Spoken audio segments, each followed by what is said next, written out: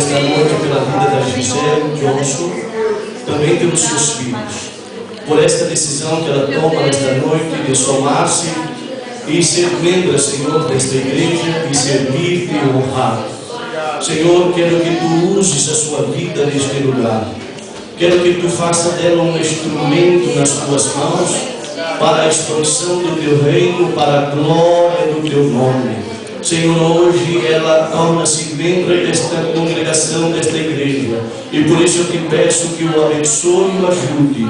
E nós te louvamos por traê-la para somar conosco as forças para seguirmos em teu nome, fazendo aquilo que tu nos has encomendado. Abençoa o seu esposo, abençoa suas filhas, os seus filhos, abençoa a sua família. Nós o cobrimos com a oração em nome de Jesus.